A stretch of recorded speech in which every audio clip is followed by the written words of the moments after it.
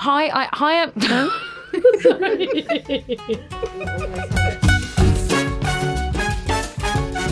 Can you describe you again in 10 words or less? True soulmates, pure love, which blossomed. I'm gonna get the giggles. Sorry. Soulmates whose love blossom from a place of trauma. That's Perfect. Yeah. Perfect. You nailed it. Okay. For the 5th time. On the 5th attempt. What drew you to the project? Probably at the heart of it is just a really beautiful love story. The real love between them is really pure and honest, and you really root for each character. There was such a huge sense of yearning that I really loved when I was reading it. And I also wanted to do an audiobook.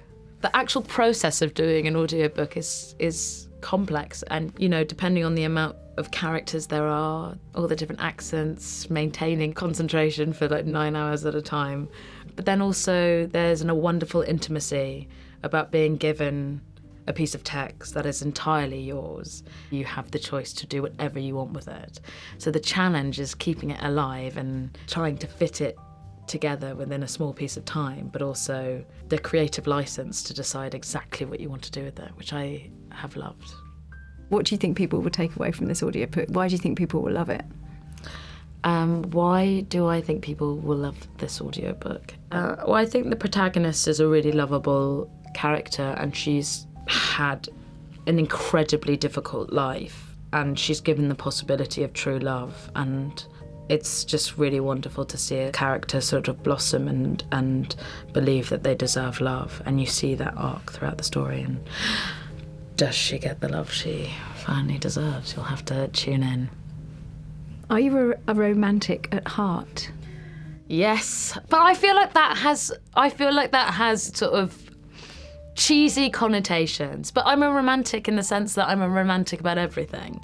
My grandfather used to write these really beautiful cards to me when I was younger that had really specific notes, and he loved that I wanted to be an actor. I kept all of the cards because I went, one day when he's gone, I'll need to read these. And I read through them, and it was it was so moving. Just that feeling of, you know, when someone's handwriting's going because they're getting old, and like, it was just so, they're like, you can hear them and feel them almost. So that was nice. Definitely a romantic. Who would you most like to read you a bedtime story?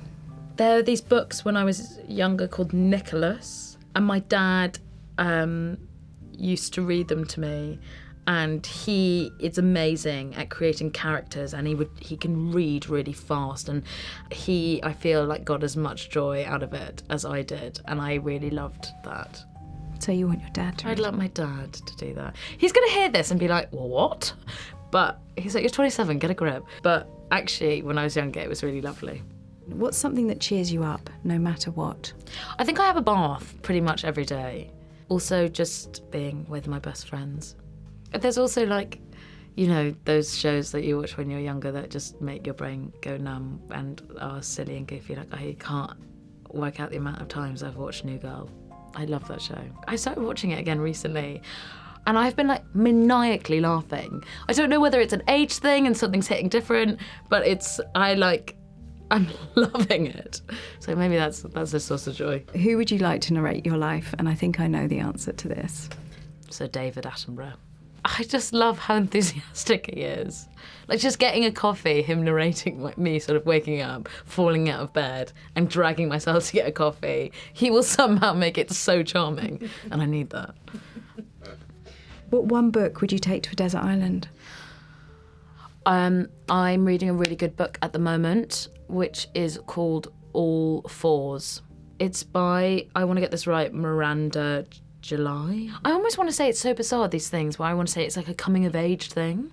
Like, she's like woken up to the world in her 40s. It's someone existing entirely beforehand and then suddenly waking up and you're like a completely different person, and like a huge part of you needs to be, like, other side of you that you don't recognise needs to be expressed. It's so good.